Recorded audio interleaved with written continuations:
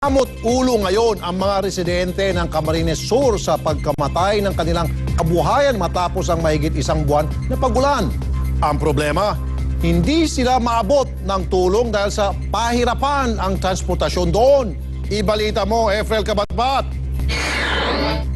Sa sobrang lubak at putik ng daan papuntang Siruma dito sa Camarines Sur, ang 40 kilometrong biyahe na kayang-kayang kunin sa isang oras ay tumatagal ng mahigit na 4 na oras. Kaya't hindi nakakapagtaka kung bakit hirap makarating ang anumang tulong sa mga taga Siruma, lalo na't halos walang tigil ang ulan mula pa nung Pasko.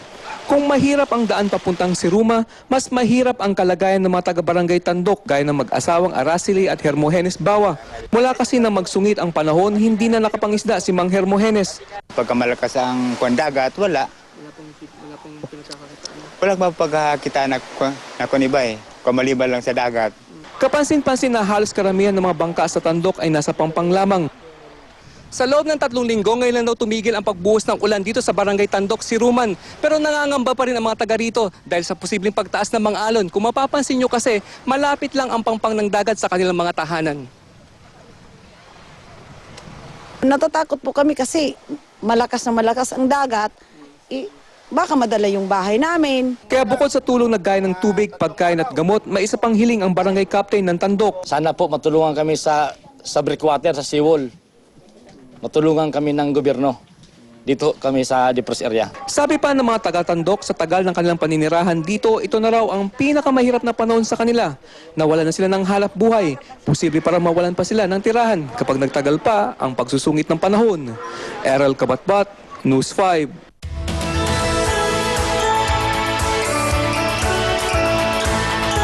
Nauwi sa trahedya ang tradisyonal na Hindu Religious Festival sa India.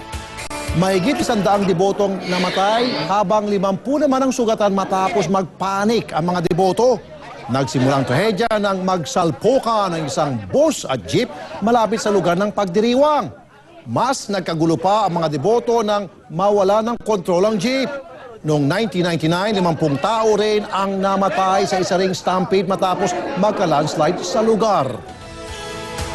Bahagya na humupa ang mga baha na dulot ng flash flood sa Australia, pero kapansin-pansin rin ang matinding pinsalang iniwan nito. Tulad na lang sa Victoria State kung saan 4 na malalaking ilog ang apaw pa rin sa tubig baha.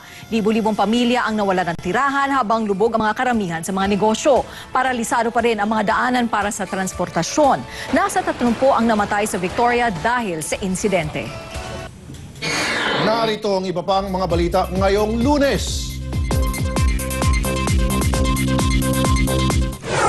Bagong COMELEC Chairman Sixto Brillantes Jr. sumabak na agad sa trabaho. Presyo ng pandesal at Pinoy Tasty tumaas na ng 2 piso.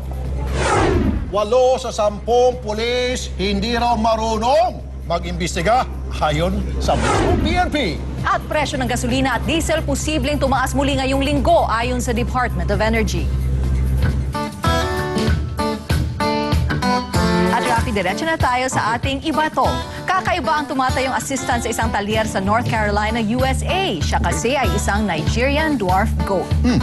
Sa unang tingin, akalain mong naligaw lang ang kambing na ito. Pero huwag niyo raw siyang ismulin dahil kayang-kaya niyang gawin ang anumang iutos sa kanya ng amo. Marunong siyang kumuha ng tornilyo at naglilinis siya ng mga kalat sa talyer gamit ang kanyang nguso.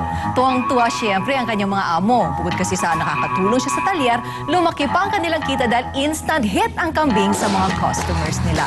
Oo nga naman. Galing, ano? Galing pa niya tumaya. Pero walang sinabi yan. Saan? Doon sa aso na... yung nag-hip hop na paano pa siya. Hindi ko talaga makalimutan. Ay, malay mo, Rafi, pwede din siyang turuan magganyan. Para lalong matuwa yung mga customers ng talyer na yan, di ba? Ayos. Alright. Sige. Huwag po kayong bibitiw dahil susunod na ang mga pinakamainit sa balita sa showbiz sa Juicy. At yan ang kalahating oras ng balita ang puno ng sahog at tama ang timpla.